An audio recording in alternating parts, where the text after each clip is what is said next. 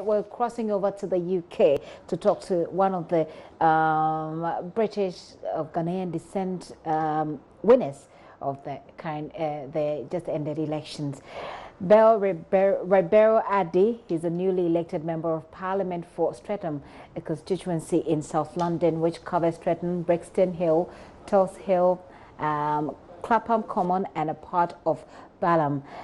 She is the former Chief of Staff and Senior Political Advisor to the Right Honourable Diane Abbott, who is Member of Parliament, also the first black woman elected to the UK Parliament. Her recent election makes her the first black woman elected to the seat and one of two women of Ghanaian heritage elected to the UK Parliament. She won with 54.81%, leading her closest opponent by a difference of 17,690 votes. Now that's a lot and a wide margin.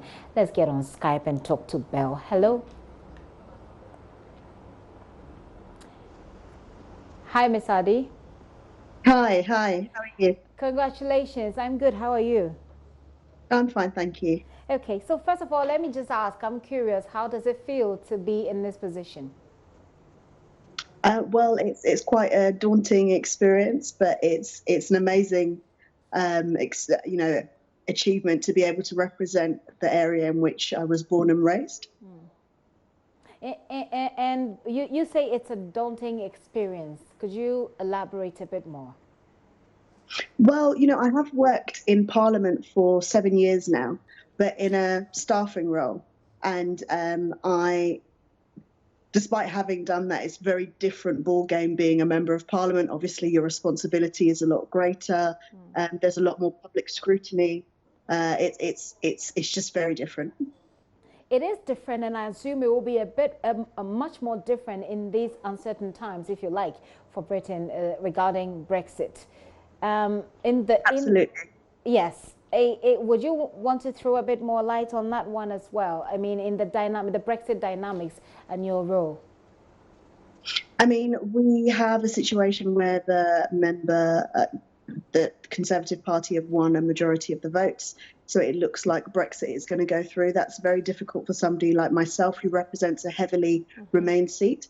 In fact, Streatham was the most Remain constituency in the country, bar Gibraltar, which obviously is an offland off the country. So it's going to be very, very difficult. In fact, the Prime Minister is bringing back the Brexit bill on this Friday, just before we break for Christmas. Hello? Hello? Yes. So this makes it a bit more difficult for persons like you say, especially those of you on the Labour side. But the Labour Party itself has had its own issues. There are calls for Jeremy Corbyn to step down. He says he will do that in his own time. How do you feel about that? Well, it's something that he always said he would do. So, he's standing true to his word. I think that's important. That he made a commitment and he's going to stick to it. He's doing the right thing, he believes. He's allowing for a time of reflection and a time in which we can look at what happened and elect a new leader. What is it that, in your opinion, accounted for the sort of massive support that the Conservatives had in this particular election? Well, I would say a lot of people are trying to say that, our votes went to the Conservative Party. I don't believe, if you look at the analysis, that's entirely true. Some of our votes would have gone to some of the smaller parties. So it's not simply that the country accepted.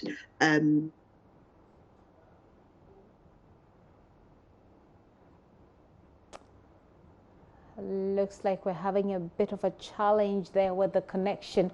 But Bell Ribeiro Ade is a newly elected member of Parliament for Streatham, a constituency in South London.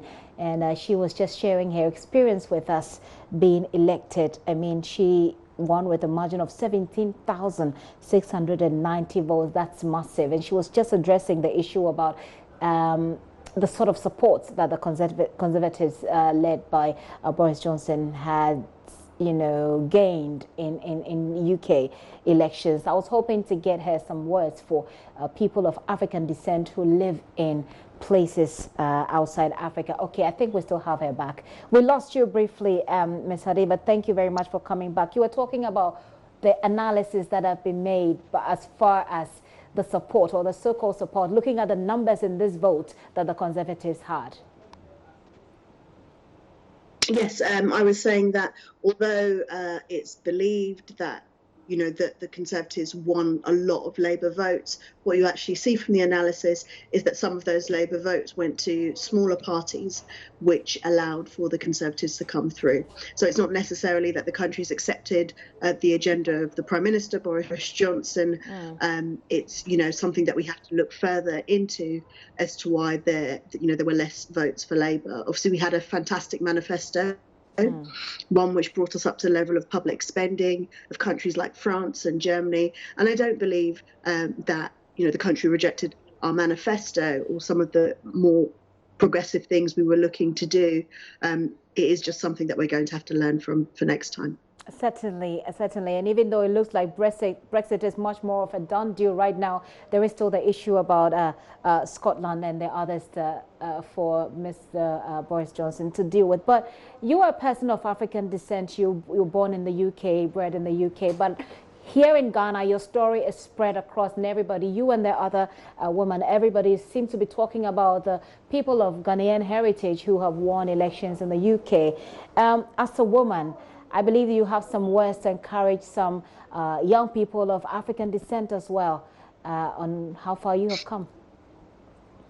Yes, I mean, absolutely. What I would say is that if you look, particularly in the UK and actually the US and other countries across Europe, there are young people of African descent, women who are leading the way in a number of different fields. And at times it can take time to break that glass ceiling. But, all of that talent should be put to good use, and people should just keep pushing on, I would say, as young people. You will see across different parliaments, young people are leading the way, and actually young women in the UK Parliament at the moment, and in the Labour Party, the majority of our members of Parliament are women. And I think that says a lot, and the majority of the new intention. I think it's obviously fantastic to see the talent from across the Commonwealth diaspora in the UK Parliament. It's such a shame that the network is not giving us a smooth break with that one. Yes, there's an issue in Parliament at the moment with their connection. It's made things quite difficult. All right. Well, let's give it one last shot. Ask that before I let you go, to find out how easy it has been. I mean, I know that, like you said, there are lots of people of African descent who are doing great things, leading in their own merit, not just in the UK, but in other parts of the world. But it is certainly not easy. Being, coming from somewhere, there always, whether we like it or not, there's always the racial dynamics that comes with it. Has it been all easy for you? No, I wouldn't say that at all. And also working for myself, for the Honourable Diane Abbott MP, you can see what the cost can be for a black woman in public life. So, it can be extremely challenging, but what I would say is that at times like that you can really lean on other members of the community. One thing that I found myself is that in the UK, other members of the Ghanaian community have been particularly supportive of me, and I'm very grateful for that. And that kind of community support really does uplift you in difficult times. And you would find when you went door knocking and speaking to people, actually not just from Ghana, but from other parts of Africa and the Caribbean, that they were very supportive of seeing a young black woman taking a leadership role. A lot of people have said that even though you say the election results doesn't necessarily mean that people have rejected Labour's manifesto, a lot of people have said that it's a way of taking Britain back, if you like, for those who believe in Brexit. it's a way for taking control, because they think that other people from other countries sort of have taken over their countries, a way of taking it back. Is that how you see it as well? I mean, there has been some quite regressive rhetoric around Brexit, and it's been extremely problematic. And, you know, when some people talk about immigrants in this country, they're not necessarily talking about immigrants as in people who have come from other countries. They're talking about an increase of people like myself, people that have heritage from somewhere else, but were actually born in Britain. Mm-hmm. And I think that that's where the distinction is. There are definitely more people that look like me walking the streets of Britain. And unfortunately, when governments do things wrong, they always give people someone to blame. And unfortunately, the discourse has kind of leaned towards immigrants. You know, immigration is often a synonym for people of colour. And so that's what's happened. And that has led to an increase in racism.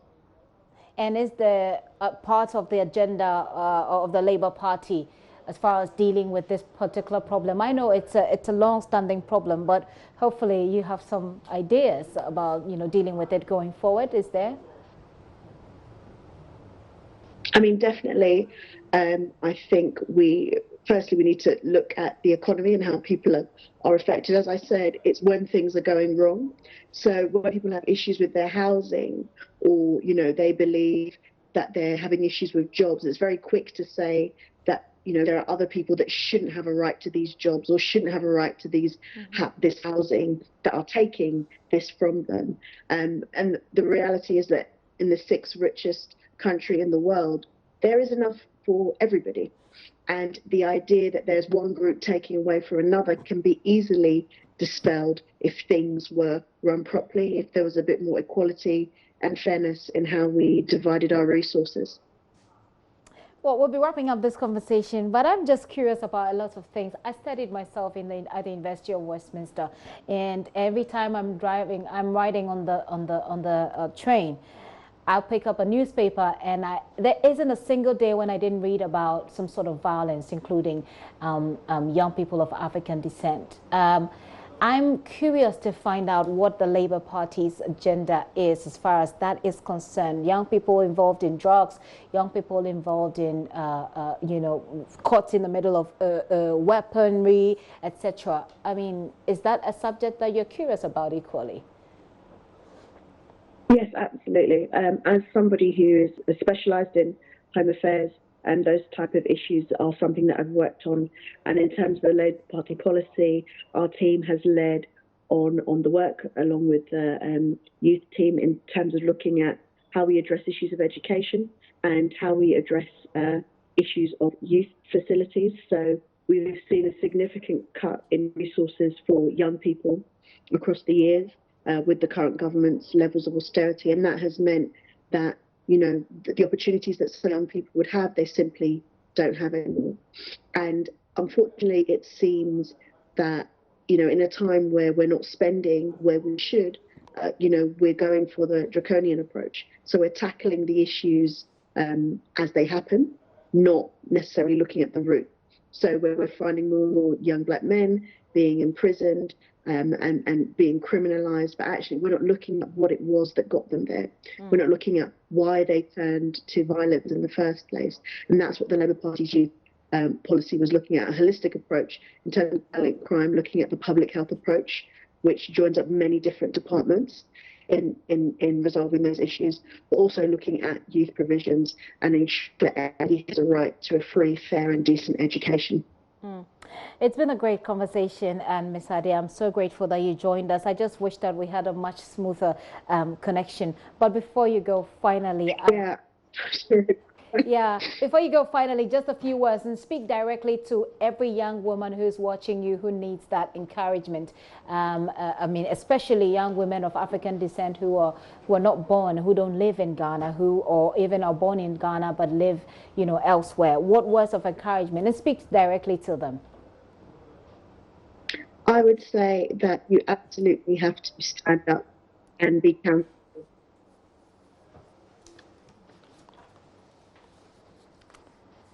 Yeah, unfortunately, we lost that one too. But certainly, this is an interview we can have another time. We'll cross over again and get through to her someday before the year ends, hopefully, and get that encouraging words. Belle Ribeiro Adi is a newly elected member of Parliament for Streatham, a constituency in South London. She is of Ghanaian heritage, by the way.